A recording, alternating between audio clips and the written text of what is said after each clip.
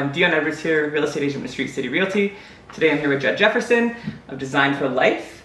I've been really looking forward to this interview just because he's working with some great products. He's really involved in the community. So thanks for joining today. Yeah, no, thanks for having me, Dion. This has been great. We've been trying to plan this for a while, so I'm glad we could finally make this happen here. Yeah, it's a pleasure.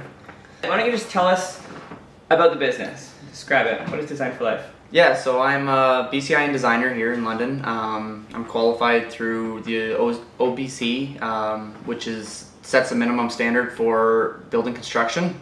I'm legal to design and work with clients for all of Ontario through residential, personal services, mercantile, medium and low hazard industrial as well.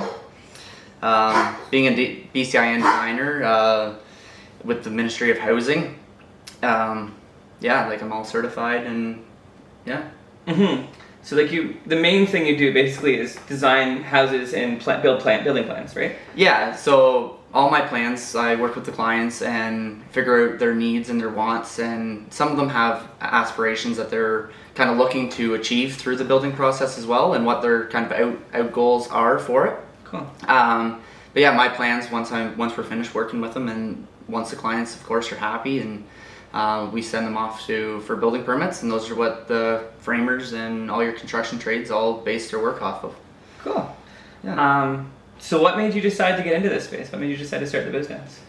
It's ever since I was a child. I had a strong passion for some Lego, so I spent hours in my basement playing with Lego, building buildings, cars, you name it, building everything out of Lego.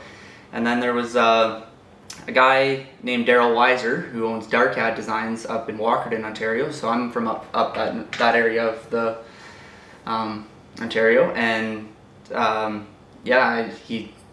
I just loved what he did and loved his work. He did my parents' house and loved what he did and got a strong passion growing up. So everybody wanted to be firefighters, and I wanted to do design houses, and here I am designing houses. The dream came true. Yeah. Doesn't happen for everybody, but it happened for me, so it's good. What drives you to do what you do?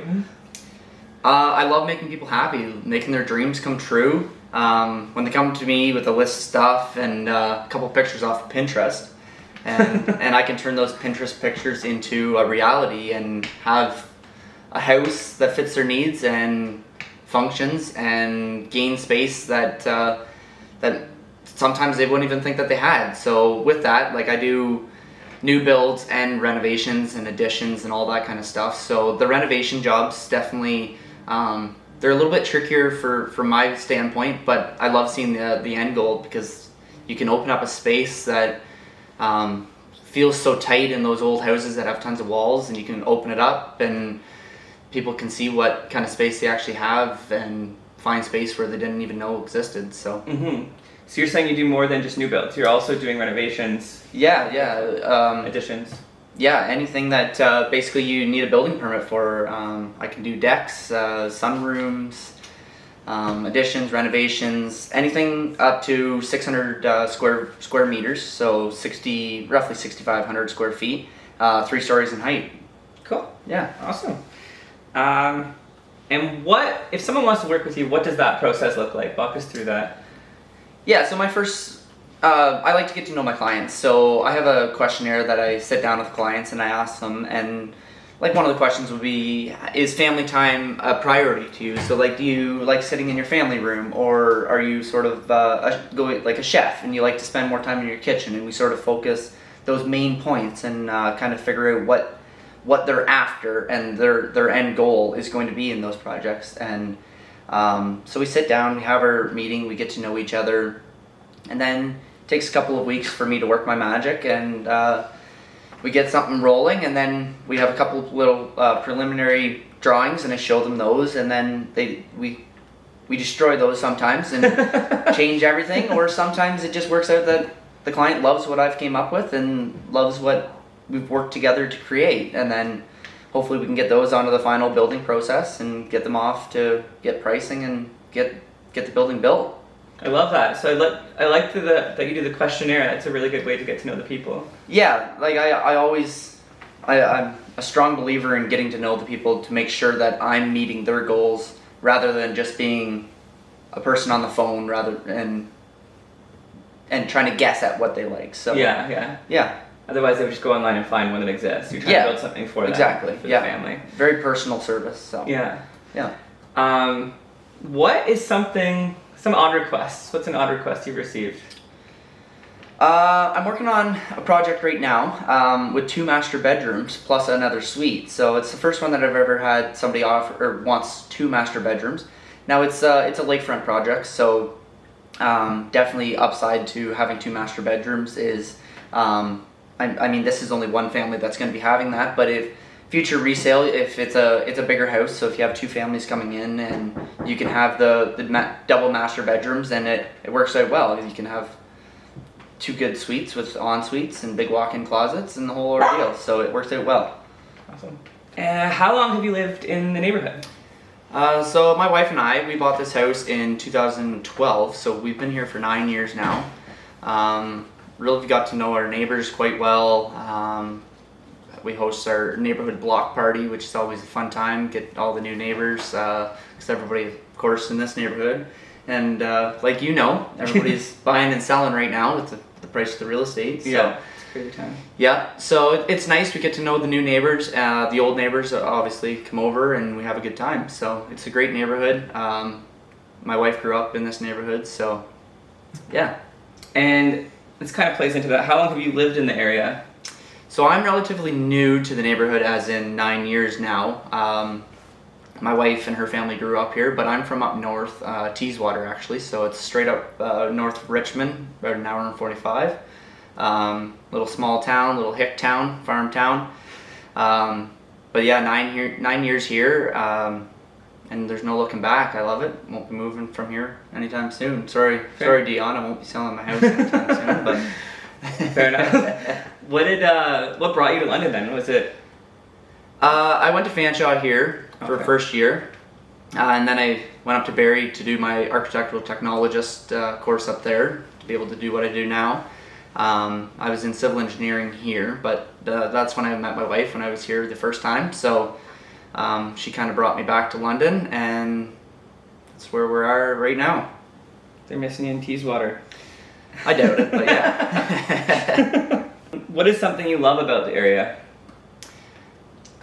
Growing up in a small town, Byron is very small town to me. Like I feel like I'm in the city, but I'm out of the city. So like you got your small town. Growing up, when you think of the neighbor, growing up when you think of the city, you think your neighbors you're going to be reaching out your window, you're going to be touching your neighbor's house, because that's kind of my picture that everybody's painted for me as a city. Until I moved to Byron, and we have these beautiful lots here. Got our own space. The neighbors are wonderful. I'm a nosy kind of guy, so like I get to know people, and I'm a people watcher, so I get to watch tons of people here. Yeah. Cool. It's funny you say that, because when we were talking earlier about a restaurant downtown, I was like, oh, downtown. Like when we weren't talking about London, we were talking about Byron. Yeah, as if it's full. Exactly, downtown Byron. So, tons of nice restaurants. Yeah. What is something you think could be improved in Byron? Or in this area in general? Yeah, I think traffic management. I live on a bus route here. I think we are getting sidewalks in the next few years or something like that, but Griffith Street here in Byron, it's the speedway, I call it. Small children, no sidewalks, it's pretty tough on a bus route, so traffic management definitely could be increased here in Byron. I know that they've been working hard. The City of London's done tons of studies on my street, the streets over, just sort of your pass-through streets rather than going downtown Byron. You can sort of cut through, so yeah, that's probably my main thing that I try to work on in Byron is pushing through those. And then obviously in the wintertime, and the summertime, they always have those community projects, and I've been trying to push for an outdoor rink for my kids to go and skate on, plus everybody else in the neighborhood to come skate on. So last year we had that project rolling, city approval, everything else at Grandview Park, and then COVID hit and shut everything down that you weren't allowed to do an outside rink for the community. So just sort of get more people engaged. I'm a I like to engage my neighbors and the community. So yeah. And we have so much land. There's so much park space in Byron. Like, there's so much you could do. So like, Yeah. it would be nice if there was some winter stuff. Yeah, Summer stuff as well. But. The green space is great here in Byron. So Restaurant-wise, what are your favorite restaurants in the neighborhood? my go-tos, I'd have to say Shawarma House. Love a good old shawarma, chicken shawarma wrap from there. Dynamite, the fattoush salad, dynamite there. And for Abe subs as well. Abe, he does a fantastic job making those subs. You can't go wrong with either of those two.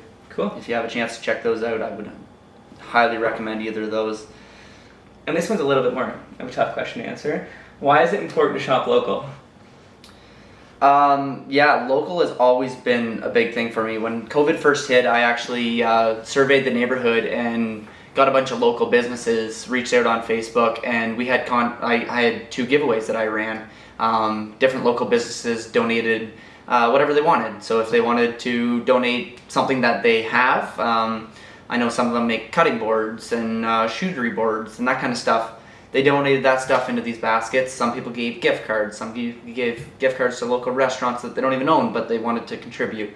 So I'm a firm believer of supporting local, as much local as you can.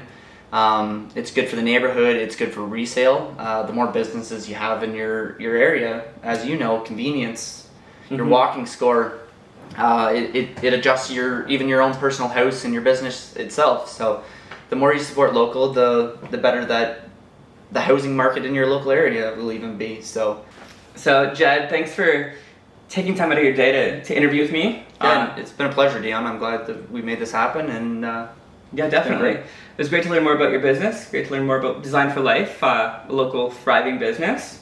If you have any questions for me, my contact information will be in the contact area below as always. And Jed, how would you like people to reach out to you? Yeah, you can give me a text, you can give me a call, leave me a voicemail, 519-531-0845, or shoot me an email at jed@designedforlife.net. Awesome. And we'll include that in the description below. Again, I'm Dion Edwards, real estate agent with StreetCity Realty. Thanks for tuning in, guys.